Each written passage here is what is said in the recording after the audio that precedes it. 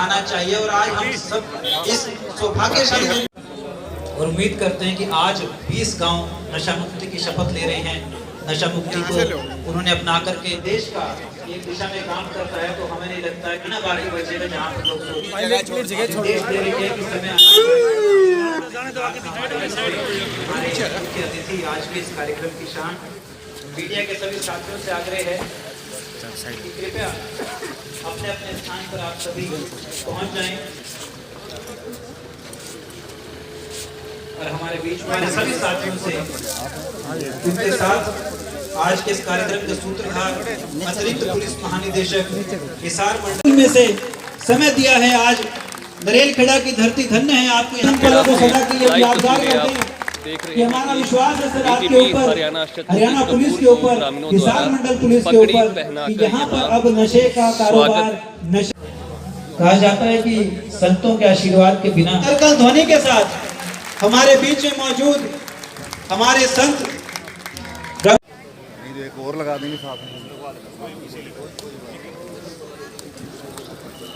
Hello hello, जो सरपंच आए हुए हैं गांव में ताना से, फतेहाबाद से, आप रेपुटेड हमारे पर्सन है और गेट पे पहुंचो। डीजी सर पहुंचेंगे तो उनको वेलकम में आप बुका बैठ करके उनका सम्मान करेंगे। हमारे 5-7 सरपंच, ज्यादा नहीं 5-7। मुझे नरेल खेड़ा गांव आने का अवसर मिला। ये गांव और आसपास के 4 और गांव, 5 गांवों को आज नशा मुक्त सभी गांव वालों ने मिलकर के घोषित किया है। नशा मुक्त का मतलब कोई अब इन गांवों में कोई भी व्यक्ति नशा नहीं बेचता, और जितने भी लोग यहाँ पर कभी नशे के शिकार हुए हैं उन सभी का या तो इलाज करा दिया गया है या इलाज चल रहा है। ये बहुत बड़ी पहल है, और इसमें इससे पहले फतेहाबाद जिले के भी 10 गांव नशा मुक्त घोषित किए गए कुछ दिन पहले। और ये मुहिम जो नशा मुक्त समाज की जो मुहिम है हमारी राज्य सरकार की, इसको आगे बढ़ाएंगे।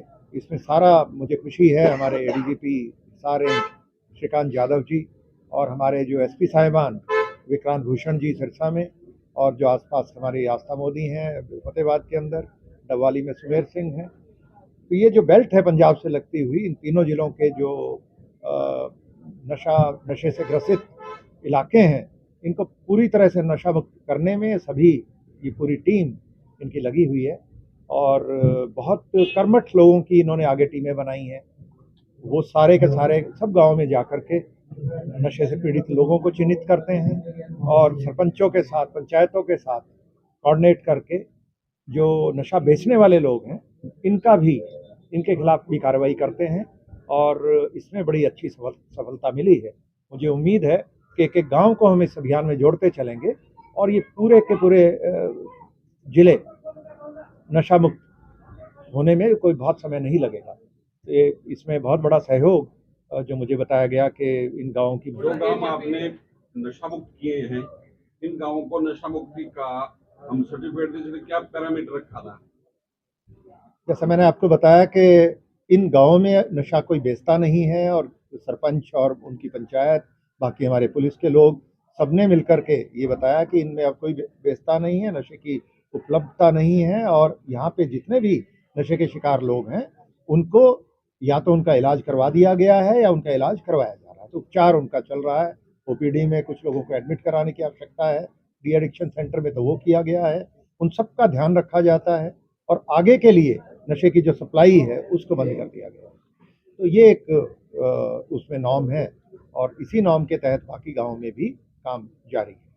बॉर्डर एरिया पर ऐसे सिरसा सहित और भी जिले होंगे जो पुलिस के लिए चुनौती बन गए क्योंकि वहाँ नशा खत्म नहीं हो पा रहा है? ऐसा नहीं है। जैसा मैंने आपको बताया कि नशा ये तो एक सामाजिक बुराई बन चुका है, इससे लड़ना है सबने मिलकर के, और सब मिलकर के लड़ेंगे तो ये इसमें कोई ज़्यादा मुश्किल बड़ी बात नहीं है इसको ठीक करने में।